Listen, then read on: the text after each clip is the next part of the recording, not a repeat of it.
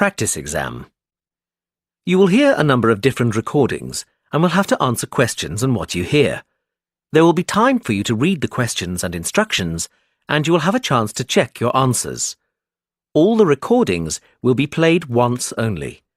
The test is in 4 sections. At the end of the test, you will be given 10 minutes to transfer your answers to an answer sheet. Now turn to Section 1. Section 1. You will hear a customer asking for help in a shop. First, you will have some time to look at questions 1 to 7. You will see that there is an example which has been done for you. On this occasion only, the conversation related to this will be played first. Excuse me, where are the dresses? They're at the end of this aisle, on the left. Can I help you with anything? The assistant says the dresses are on the left, so left is written as the answer. Now we shall begin. You should answer the questions as you listen, because you will not hear the recording a second time. Listen carefully and answer questions 1 to 7. Excuse me, where are the dresses? They're at the end of this aisle, on the left. Can I help you with anything? Yes, maybe. I'm not from around here, so I don't know this store. Well, I can help you with anything you need. Fantastic. I'm actually down here for my brother's wedding, and I need something to wear. I've just started a new job, and I haven't had time to get anything yet. I'm looking for something smart. Maybe a new dress. Well, what about this one? I think it's too hot for long sleeves. Yes. Well, this one has shorter sleeves, and it still has the bow, which I think is a nice detail. Or there's this patterned one. I'm not keen on a pattern. I think I'll go for the one with the bow. Do you have it in a size 10? Let me have a look. Yes, here. Great. I need a hat, and then I can try them on together. What kind of hat are you looking for? What about this one with the flower? Yes, but if I may suggest, a taller hat would add to your height. Really? Yes, try this one. Oh, I see what you mean. We have this style with the single flower or with a small bunch, and it comes with a wide or narrow brim. I like the narrow brim and just the one flower. Can I have a blue flower? I'm afraid it just comes in cream. Well, it goes with the dress anyway. Great. I'll place an order and have the hat sent to you. It'll take about 2 days to be delivered. Is that okay? Yes, that's fine. I need to take down a few details for delivery. Can I take your name? Ellen Barker. And the delivery address? It'll be my brother's address. It's 14 Brightwell Avenue. 14... can you spell that, please? Yes. BRIGHTWELL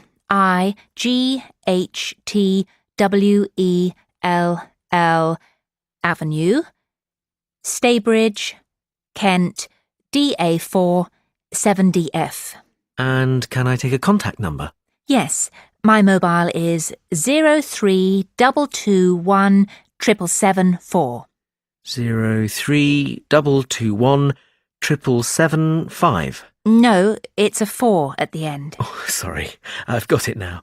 We can deliver on May the 12th. We can't specify an exact time, just morning or afternoon. Any time in the early morning is fine. And how would you like to pay? Visa. Great. That comes to £32.25. OK, thanks.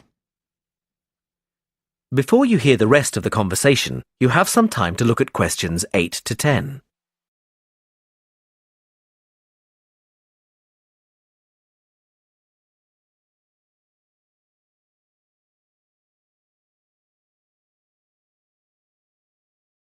Now listen and answer questions 8 to 10. I'm just going to try this dress on and then look for shoes. Where are the changing rooms? They're to the left of the store, right next to customer services. And I want some shoes and accessories too. Where can I find them? The accessories are in the women's wear department. The shoe department is right at the front of the store, between menswear and home furnishings. Oh, no, sorry. We've just moved the shoe department for the summer season. It's now very near the changing rooms, actually, straight in front of them. Thanks so much for your help. And where can I pay for the other things? The cash desk is at the front of the store, by the menswear. Thanks. That is the end of section 1. You now have half a minute to check your answers.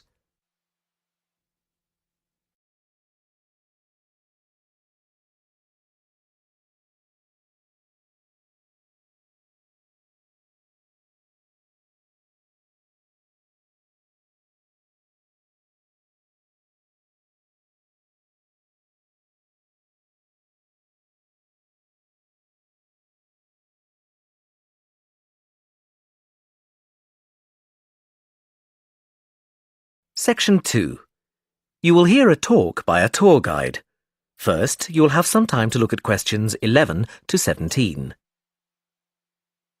Now listen carefully and answer questions 11 to 17. Welcome to San Fernando City Tours. I'm Mark, your tour guide. We have a lot to see in 3 hours, so make sure you're comfortable. We'll be traveling into the historical district first, and then into the town center. After that, it's out to the harbor, and we'll finish up at the lighthouse, just past the harbor. That will take us up to midday, and after that, you're free to do what you want. At the lighthouse, you'll have a chance to visit the tea room and take photographs of the magnificent coastline. Now, as we have only 3 hours, we won't be able to take you around the shopping district, but we think you'd prefer to look around the shops there in your own time anyway. San Fernando has some well-known tourist attractions, the lighthouse, for example, and the National Library.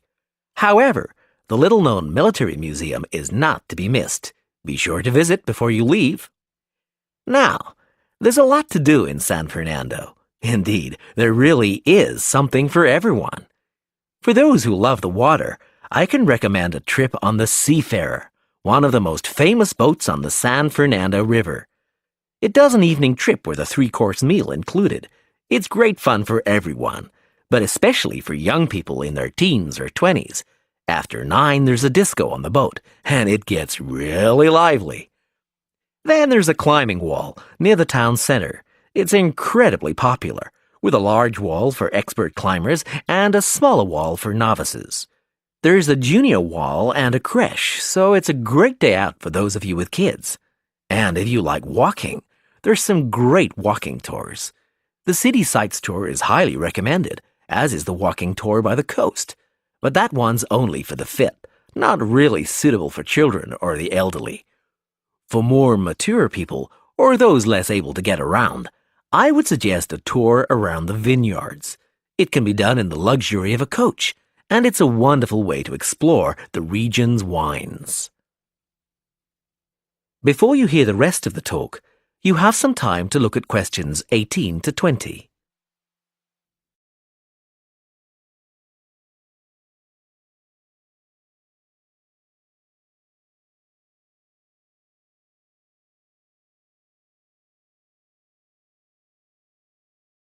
Now listen and answer questions 18 to 20.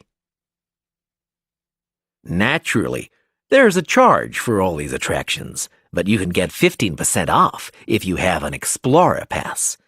If you don't have a pass but would like one, the driver here has application forms. Just ask him for one and fill it out while on the tour. Then you hand it into the tour office. Normally, it costs $10, but this year it's just $7. When you hand it in, you'll get your picture taken for the card on the spot, and then your card is ready to use. Remember to show it whenever you pay for anything. The discounts apply not just to tourist attractions, but some bars and restaurants. Basically, everywhere you see a red Explorer symbol. We're coming up to the historical district now. If you'd like to look at... That is the end of section 2. You now have half a minute to check your answers.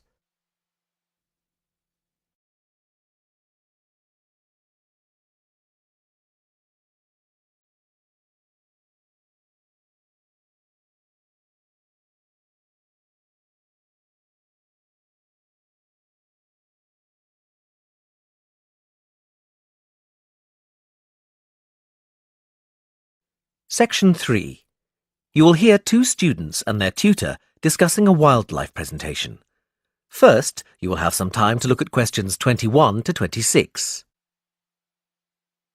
Now listen carefully and answer questions 21 to 26. Hi, Katie. Hi, Ian. Come on in. Hi, Professor Gordon. We wanted to talk to you about our wildlife presentation next week. Have you decided how to organise it? Yes, Professor. At first, we were going to focus on the cat family, but then we decided to talk about nocturnal animals instead. Yes, good idea. And how is your planning going? It's going well. We think we have enough material for 20 minutes. The advantage is that there are so many visual aids we can use. We found lots on the internet which we think will be really interesting for people. The problem is that this topic has been hard to narrow down.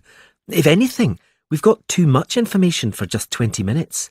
How do you think we could narrow it down further? It is a broad subject. There are a few ways you could do it, but I'd recommend just looking at a representative sample of nocturnal animals, just 4 or 5. Yes, and maybe we could choose one animal from each continent, or a land creature, a marine creature and a winged animal. I like the idea of separating it by different types of animals. And if we limit the detail, we'll definitely have enough time. But don't limit the detail too much. Also, think how you're going to interest the audience. Well, we're going to have a picture for each animal so we can talk through the picture. That's a nice idea, but don't limit yourself to pictures. If you can find any clips of the animals, use them.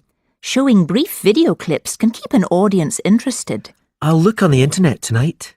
And think of questions to ask your audience. People like to be involved. Yes, that's a great idea. Anyway, Professor, we've been practicing our presentation and we'd like to show you a small section. Is that okay? Well, we just have a couple of minutes left, but go ahead. Before you hear the rest of the conversation, you have some time to look at questions 27 to 30.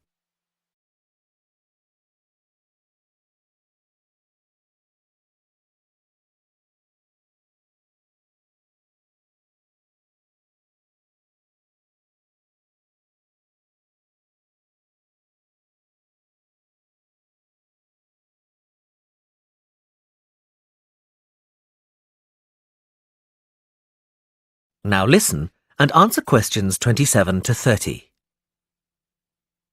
Well, we were thinking of presenting each animal with a picture and describing their physical characteristics. Okay, but not in too much detail. That's just background information.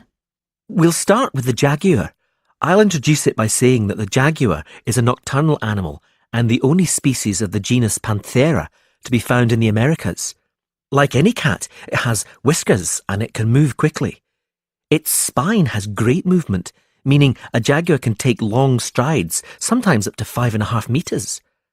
This can make it a deadly predator, as you can imagine. Moving on to the fur, its fur is quite distinct. The markings are like black donut-shaped spots on its otherwise yellow fur. People often confuse them with a leopard for this reason. Now, the tail is interesting. Although people think that the tail has stripes on it, the fur on the tail actually is similar to the body, with black circles around the lower section. The jaguar is generally a creature to be feared. Oh yes, I should have mentioned this earlier. Sorry, like most cats, it has sharp, retractable claws. Yes, that's fine, but be careful. The jaguar is usually thought of as nocturnal, but strictly speaking, it's crepuscular. In other words, most active between dusk and dawn. But as long as you mention this, you can put it under the umbrella of nocturnal. Is that all? Yes, I think so. Thanks, Professor. That is the end of section 3. You now have half a minute to check your answers.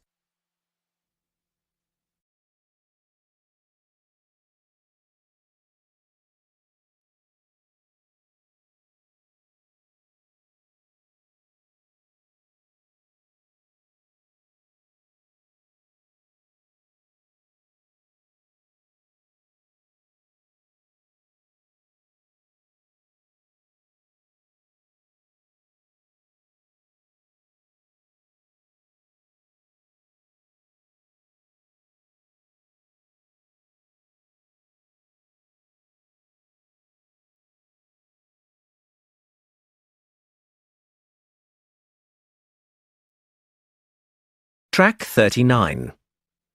Section 4. You will hear a lecture on time. First, you will have some time to look at questions 31 to 40. Now listen carefully and answer questions 31 to 40. The subject of this series of lectures is horology, the science of measuring time, and we'll be looking at a few basic concepts in this lecture. The measurement of time has come a long way since ancient times. It began with such devices as the sundial, where the position of the sun's shadow marked the hour. Daylight was divided into 12 temporary hours. These temporary hours were longer in the summer and shorter in the winter, simply because the amount of daylight changes with the seasons. The earliest sundial we know comes from Egypt. It was made of stone and is thought to date from 1500 BC. Sundials were used throughout the classical world and, with time, evolved into more elaborate devices that could take into account seasonal changes and geographical positioning and reflect the hours accurately, no matter what the time of year. This was quite an achievement in technology. Today, sundials can be seen as decorative pieces in many gardens. In the 11th century, the Chinese invented the first mechanical clocks. They were large and expensive, and certainly not intended for individuals. However, this is the type of clock we are familiar with today. There have been many developments in clocks and watches since then, and they have been greatly improved. But if your clock or watch makes a ticking sound, then it could well be based on the mechanical movements the Chinese developed 1,000 years ago. However, timekeeping has moved on from the mechanical clock.